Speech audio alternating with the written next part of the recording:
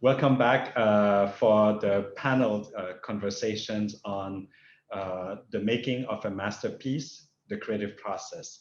Before we begin, I'd like to introduce today's moderator. Gwyneth Bravo is Assistant Professor of Music at NYU Abu Dhabi and a Global Affiliate Faculty Member at NYU. She holds a PhD in Historical Musicology from the University of California, Los Angeles, and her research examine the relationship between music, politics, and philosophy in the 20th century European and global context, with a focus on nationalism, migration, exile, war, and commemorations. Last year, I had the chance to be in Abu Dhabi with our founder, Rithy Panh, invited for the NYU Abu Dhabi Peace Fellows lectures. And Gwyneth had the chance also last year to be in our Cambodian premiere of the Bangsokol Requiem for Cambodia. So welcome, Gwyneth. Thank you for the introduction, Plen. It is my honor to welcome all of you who are viewing this session, wherever you are, friends, colleagues, and global community members, to this first panel, which focuses on the making of Bangsokol, this Requiem for Cambodia. Our panel is envisioned as a counterpoint to Ziegler's documentary Wandering Souls and provides a forum for discussion with the three artists whose vision shaped the genesis of this multidisciplinary work.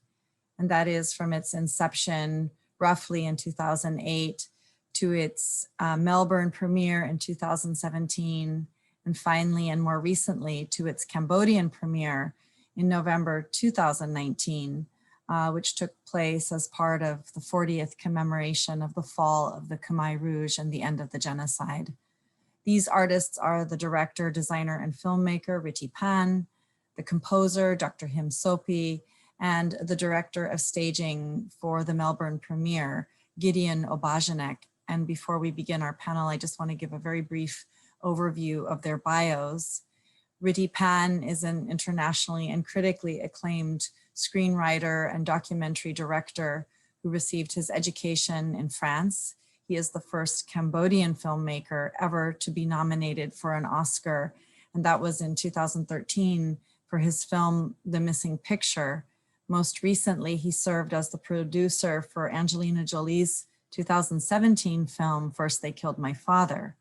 He is the founder and director of the Bopana Audiovisual Resource Center in Phnom Penh, Cambodia, which is training and educating a new generation of Cambodian filmmakers and multimedia artists. Our second panelist is Dr. Him Sophie.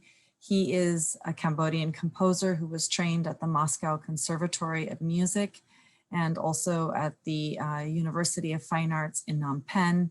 He is known for his acclaimed rock opera, Where Elephants Weep, and also for Bangsokol, this Requiem for Cambodia, which is the first symphonic and choral work to address the legacy of the genocide. He is also the founder and director of his own music school in Phnom Penh, the Him Sophie School, which teaches both Western and Khmer musical traditions. And finally, our third panelist is Gideon Obazinek, the director of staging for the Melbourne premiere. Gideon is an Australian director, choreographer, and performing arts curator. He is currently co-artistic director and co-CEO of Rising Festival Melbourne, and previous roles have included co-curator for EXO State at Asia Topa and the chair of the Melbourne Fringe Festival, a position he held from 2015 to 2019. So thank you everybody for being here. Thank you, Mr. Panh. Thank you, Dr. Sophie. Thank you, Gideon. I want to begin our panel today focusing on a larger, more global picture of the significance of Bangsokol as a multidisciplinary stage work, which goes beyond music, which is my area of work, really to be a multidisciplinary stage work and to talk about its significance, both historically and in terms of contemporary Cambodian history. You, Rithy, in a really important quote, said, Bangsokol is a vital act of memory. And as part of your quote, an attempt to give dignity to the dead, to reconcile with our past, and to give a face and name to the victims, to give peace to their souls. I would like to ask each of you, beginning with Rithy and beginning with you, Dr. Sophy, who are witnesses of Cambodia's history under the Khmer Rouge, to reflect on the historical significance of this work, now 40 years after the fall of the Khmer Rouge, and how your personal and your professional histories, and you also, Gideon, have informed and shaped the vision for the development of this project as a vital act of memory. So let's turn to you first, Rithy, please. First, I think that what interests me is more than Requiem genocide itself. It's more important for me to work to show that the few survivors of this era is still here, and maybe our one important duty is to transmit, and we try to do it in different way, like Sophy in music. He create a lot of music before the Requiem, and the Requiem put us together for the first time, and you know, it's good to tell to show that we still here. We are still here, and for the young people, also for the Cambodian audience, it's very important that the bridge is not cut. You know, it's there's a transmission continue that continue, and not only about the history of the genocide we experienced this period, but also to it's like an act of remembering for those who are dead. But it's very important for me, you know, to respect the dead people, those who live us, and maybe thank to them that because if they were not here, maybe I'm not still in front of you today.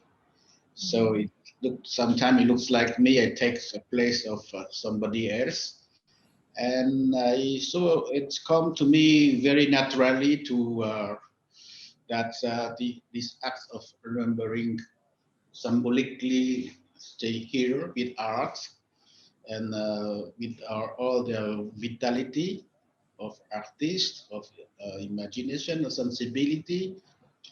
So it's but it's still a creation for me. The most important thing is a work of creation that more powerful, more politic, more great than the genocide itself. You know, we are beyond of this. Thank you for that quote, as a vital act of memory. I want to turn to you, Dr. Sophy. For a composer, every composer can compose everything as they want. But for me, as a survivor from the genocidal regime of Pol Pot, and also I have been through all the time in Cambodia, even in during the civil war. I mean, before the Khmer Rouge regime, I also saw my eyes about the tragedy and a lot of violence and suffering, and how Cambodian people was a really difficult time under the civil war, because I was born nearby Phnom Penh, and at that region also controlled by Khmer Rouge, and then I have to pass to leave that village to the Phnom Penh to continue my study. And so I saw a lot of tragedy, not only with Killing Field, but only from many. At that time, we had Khmer Republic, regime and Khmer rule, and then the soldier from Vietnamese soldier, South Vietnamese soldier, and then also with American bomb at that time, so we had to survive. And I saw that before the Killing Field, and we went to Phnom Penh. After Phnom Penh, the Khmer Rouge came to the power, and then we lived under the genocidal regime. And as everybody know, as my age or older my age, as Rithy Panh, also a survivor. So we passed at that period so long time, about 40 years. If we are sleeping now, we don't do anything now, how our generation, our people in the world will know or understand. Even in Cambodia, the young generation sometimes don't believe that about the genocidal regime, about the civil war, about the tragedy, about the suffering. And we are lucky because we are artists and composer. Rithy Panh is filmmaker. We can express our feeling through our creation, such as composer can compose and can give some example to our generation, our people, this young generation, and also to the people all around the world. And as I told in the opera also, we never forget the past, but we are living for the future. So in the Bangsokol Requiem, we also provide the hope in the last movement 9, and make somebody else surprised, because every Requiem, they don't have the feeling like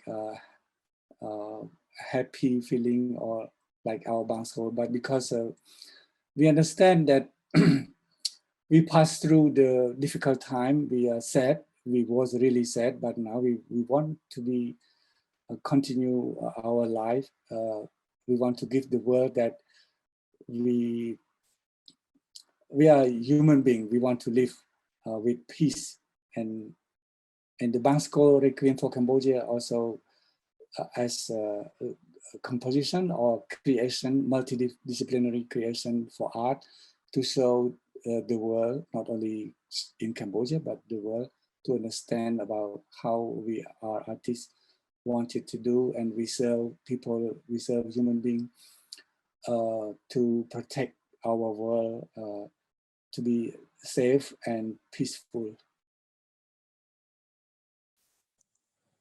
Thank you so much, Dr. Sophy. I want to turn to you, Gideon, and ask you what brought you to this project, and why did you feel it was important? And obviously, as shown in Ziegler's important film, Wandering Souls, which is really the counterpoint of this conversation, you arrived on the ground in Phnom Penh 10 months before the premiere that would take place in Melbourne in 2017. So it was a long process of working with Rithy, who was directing the work, to think about the orchestration and the staging and the choreography of this work. So please share with us your journey to the work and what brought you to it. Thank you. Well, thank you very much.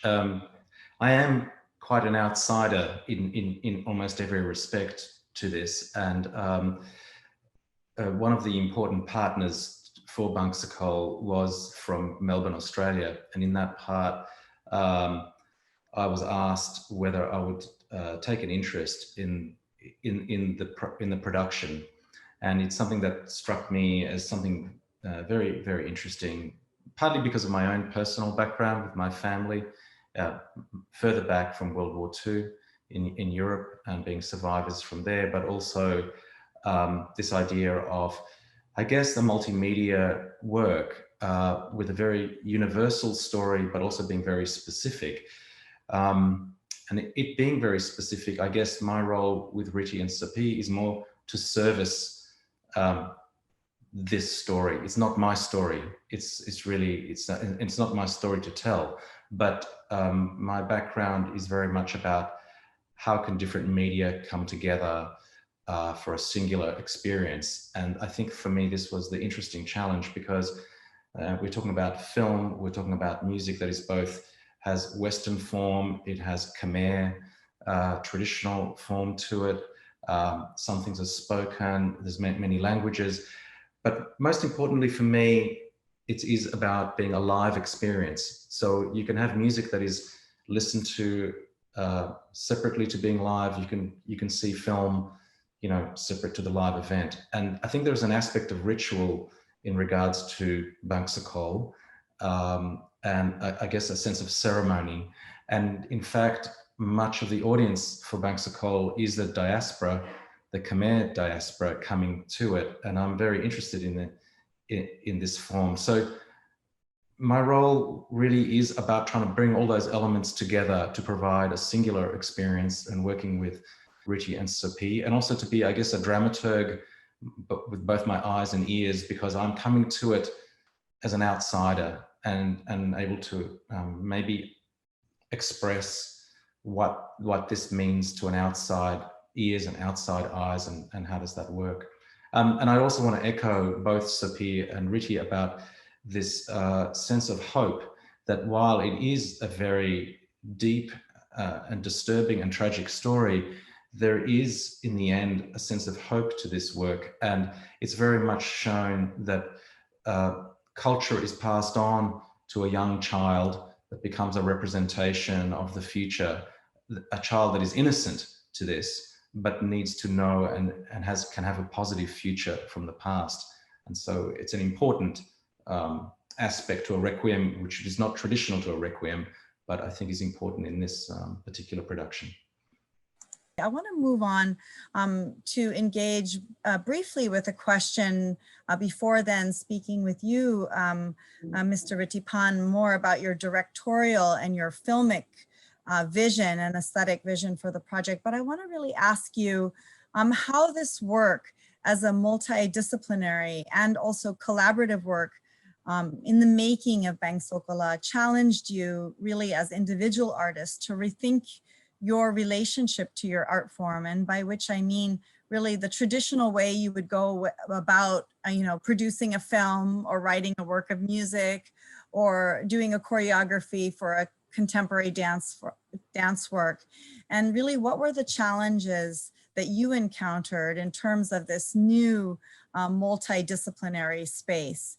And if at all this experience has shifted the way you now engage with your creative process. And I want to begin with you, Sophy, go to you, Rithy, and then to you, Gideon. Of course, if we speak about collaboration, so I have experience, especially with my previous work, opera, rock opera, also international collaboration also.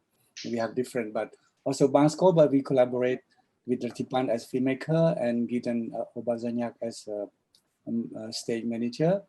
So of course, I have experience to work and to collaborate with many people, and it's sometimes we have to listen to each other. We have to understand what we want, and especially our goal, our ambition, and what we want to do together, what we want to give to the audience, our idea, our creation.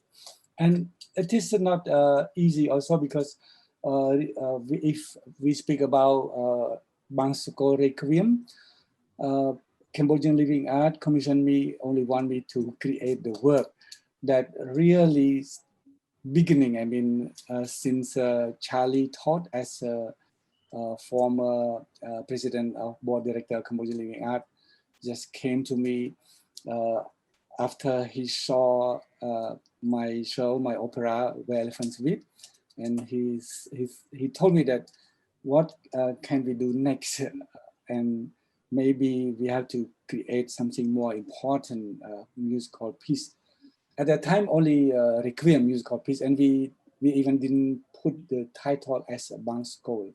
The title Bangsokol we put later, but we use Requiem, the word Requiem. But the idea is as a Requiem, but the composition who can remembering about the past, especially the period of genocidal regime that every people speak, everybody in the world they know that what is the tragedy in Cambodia.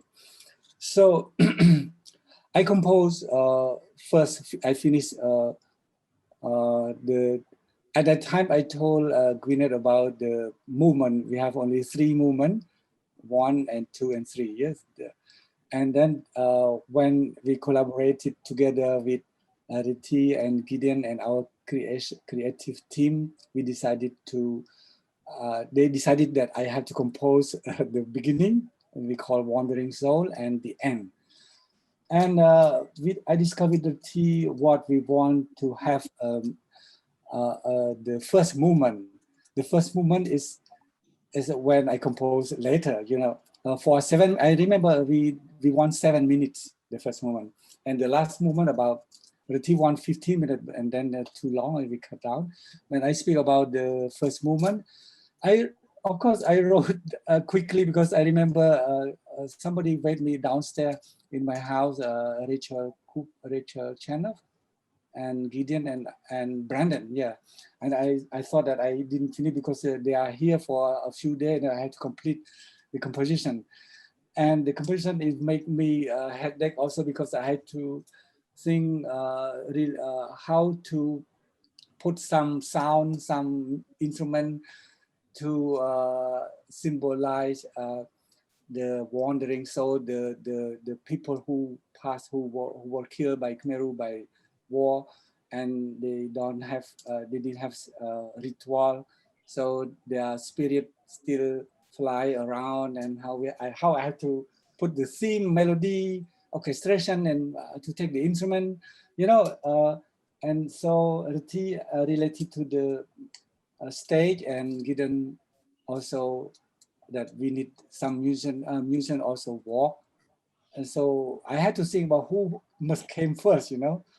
That's like complicated also, not only in aspect of composition, but in aspect of to think about all together, to think about stage, to think about film. But film Rithy don't show because at the beginning is we call stable, yeah, don't move, no, not only image, not movement. But I think about because they want that people walk and who come first, who. So I think about who play first, who play second. That's also, and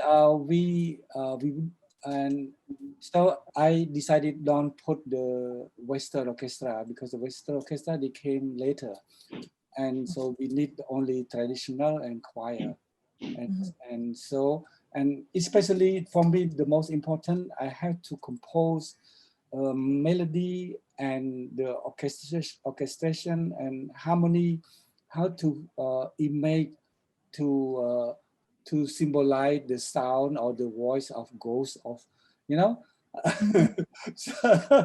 so, but I think that I sometimes I'm afraid that maybe not enough or not deeply or not good enough for filmmaker or for director, for stage manager maybe, but it's okay. But when we try to rehearsal in the middle school of fine art, I remember it was fine.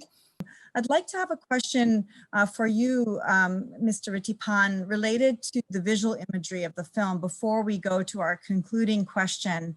And one of the things that really was striking in terms of your film, I had the privilege of being in Cambodia for the Phnom Penh premiere and to experience it in person, is the remarkable imagery that is not just extraneous to the Requiem, but is actually an integral and powerful visual narrative and counterpoint with music and staging. It's definitely not the kind of images that perhaps global audiences might have expected from a work that addresses the Cambodian genocide. It's not, for example, the killing fields, but it's incredibly poignant. And so can you talk about how you curated your images and what aesthetic principles guided your vision in shaping the haunting and often surreal archival projections that accompany this Bangsokol, this Requiem for Cambodia, that really narrate Cambodia's past. Oh, you know, we will not make a second Requiem for Cambodia soon. It's a masterpiece. We can play it again. So, with this idea, you have to walk.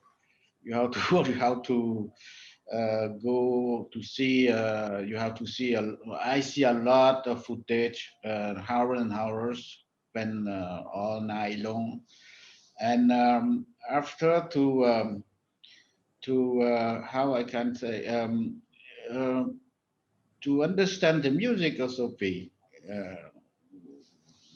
because this is music, you know. I'm not here to illustrate the music, or the music is not here to illustrate the film.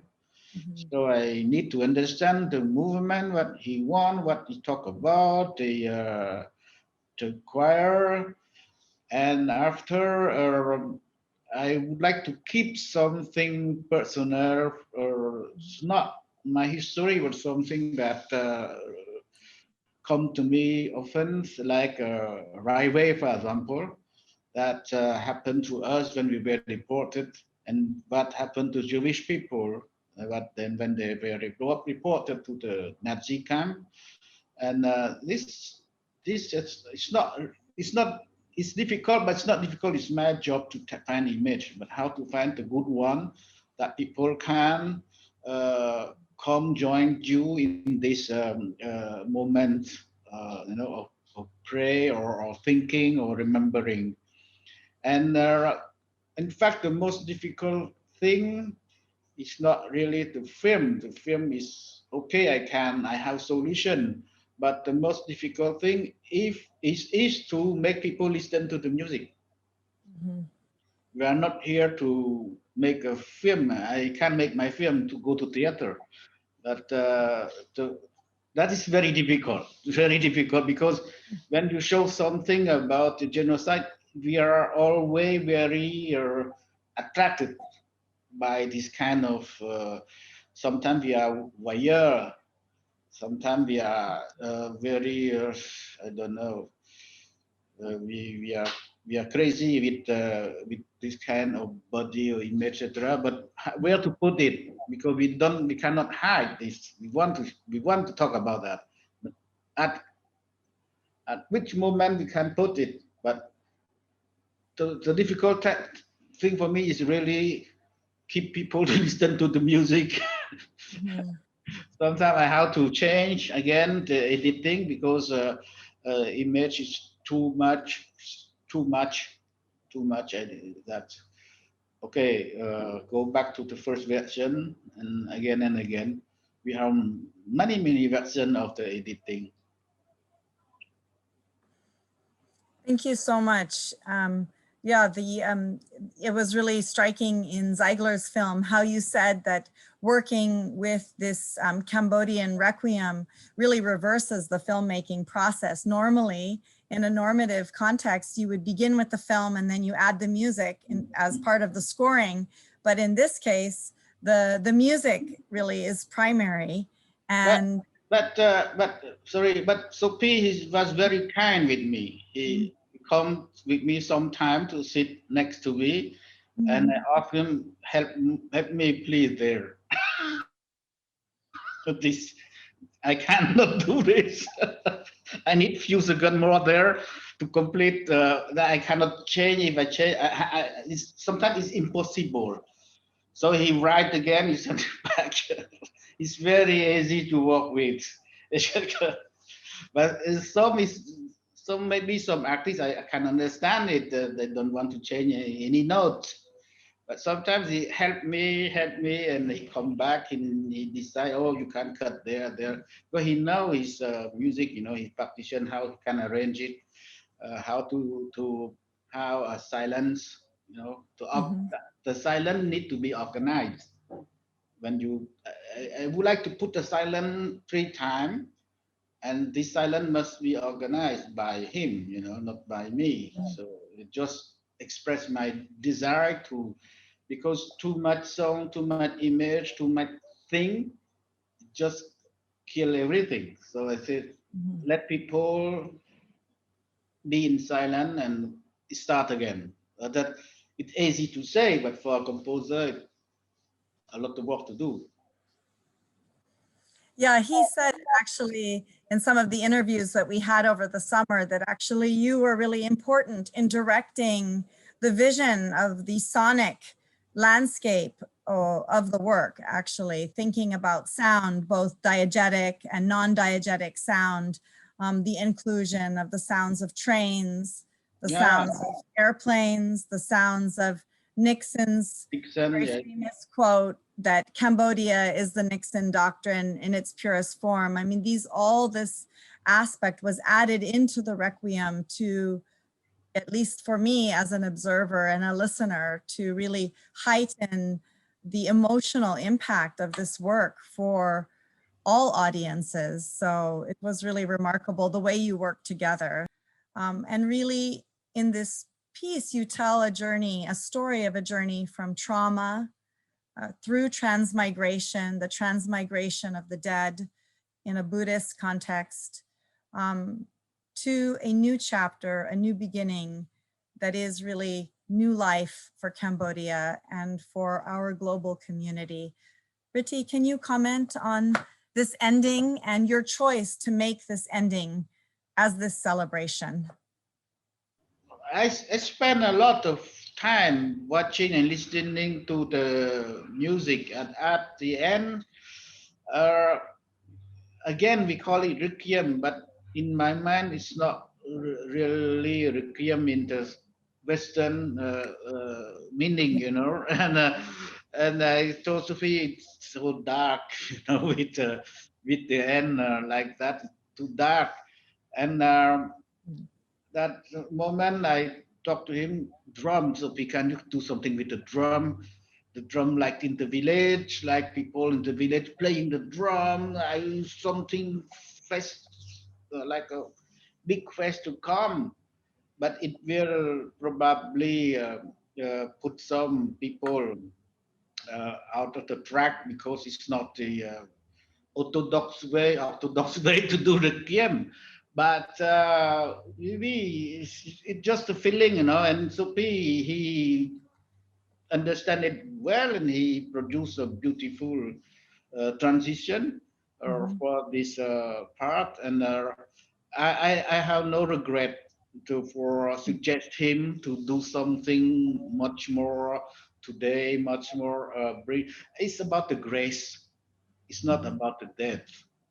You end it with the death, with something miss me. I like those people. I like people. I like the musician. I like all artists who involved there. I just something joyful, and that is the universal. You know, like as Gideon said before, that's something universal because we are also each of us come with a very strong personal background. We have already a story. I think that there is a commune point in extreme violence that it's still and like echo until today. You know, for 2-3 generation after, there's still a echo here. You know, just and I finish in here. I make a film about the extreme violence. I call it irritated. And we have genocide, Jewish genocide, Cambodian genocide, Hiroshima bomb, etc. The massacre in China, etc. And that's this echo from the extreme violence when you see it. For example, I went to Zurich. There's a lab there. They put the mouse under the condition of extreme violence, and the trauma still continue to the 5th generation. It's still there. That's and two things only that can bring them back to social life. is culture, education. If you read them, they come back to socialize. They go reflection, like to find how to find the food in the labyrinth, to different way to find the food. And if not, when you put one normal mouse and a irritated mouse together, traumatized mouse together, the normal mouse continue in the water, the normal mouse continue to swim. But the one who are traumatized stop to swim after 2 minutes. That is a traumatized from generation to another generation. It's still here. It's epigenetic. It's not genetic. It's epigenetic. It's around the genetic. We don't know how people transmit this extreme violence, but we believe that art and education can reverse this process of traumatization. Thank you so much. I want to go to you, Gideon.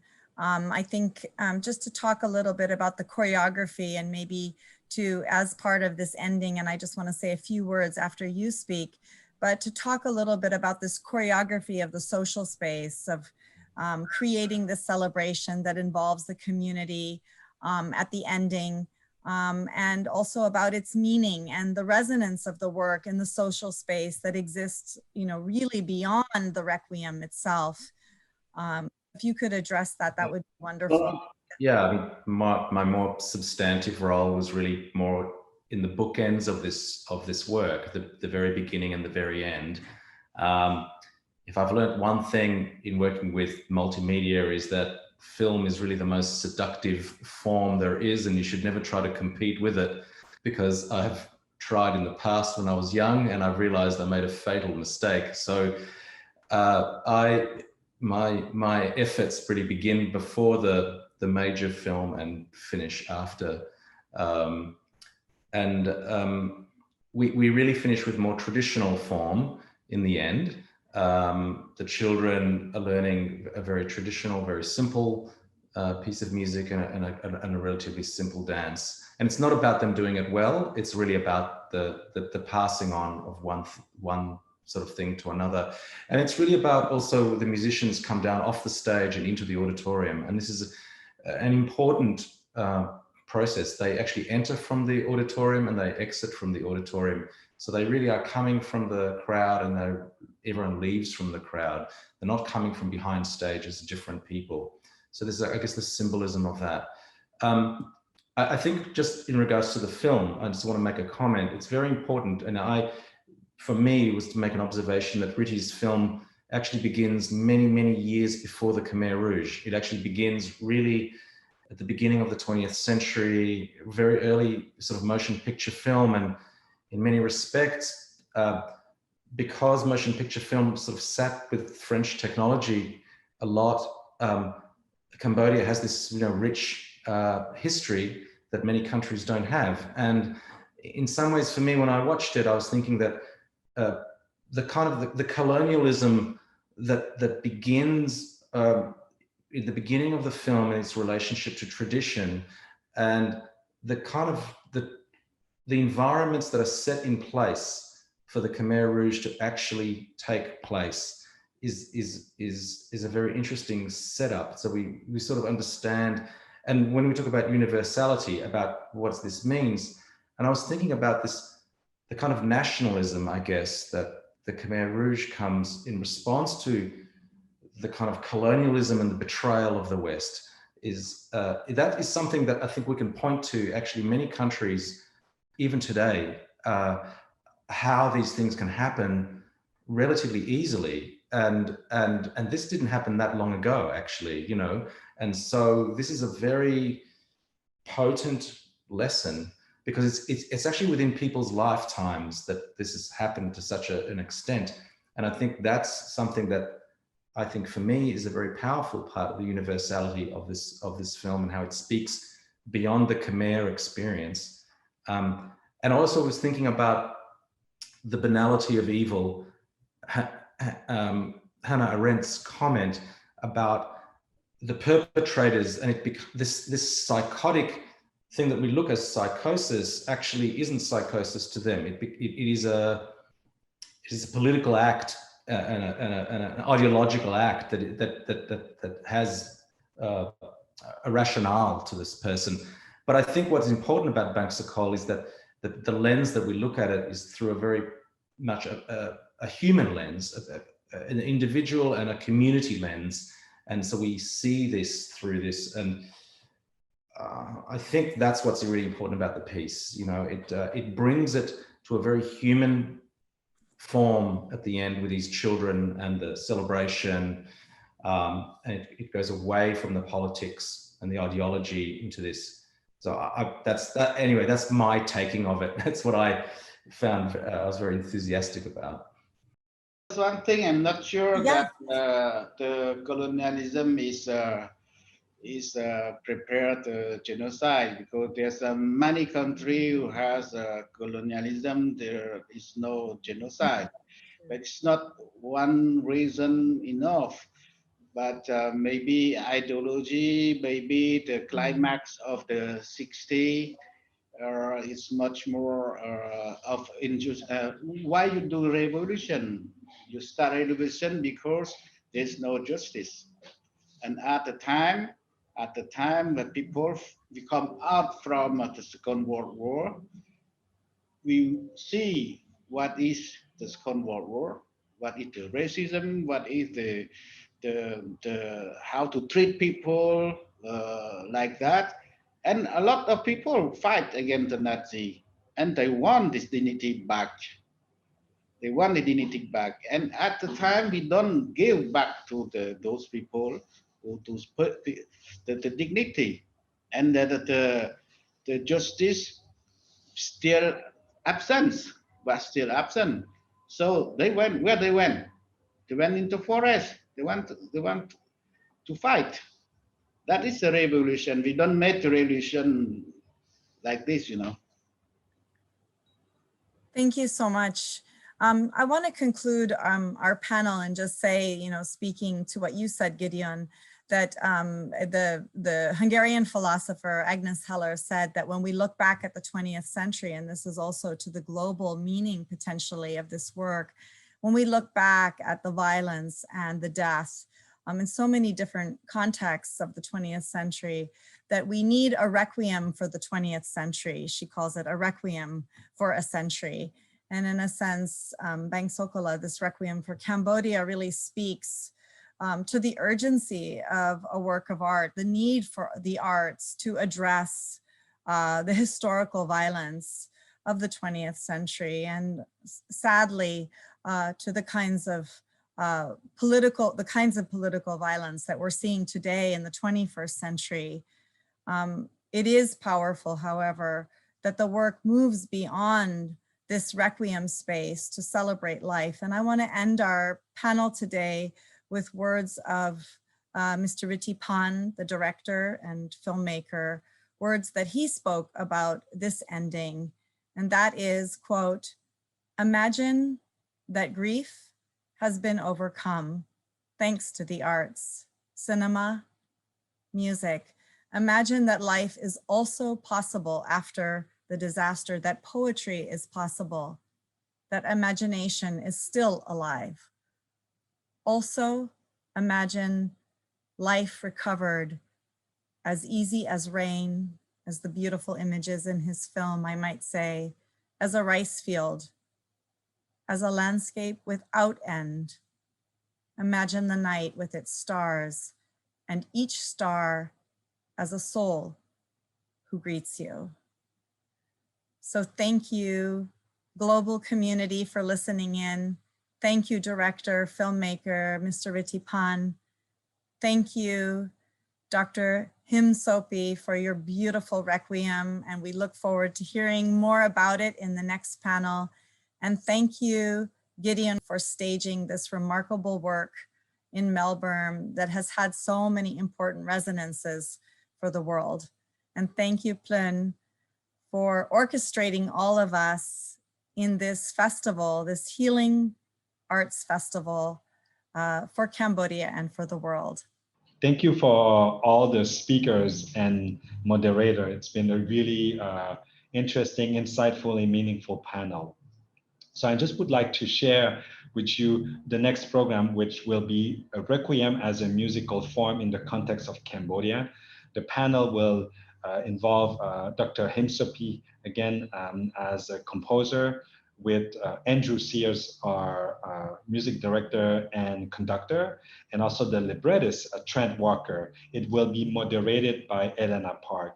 So for more information, you can look on our website, bangsokol.cambodianlivingarts.org, but also maybe get involved in our Arts and Healing Challenge on Instagram and doing #ArtsHealing2020.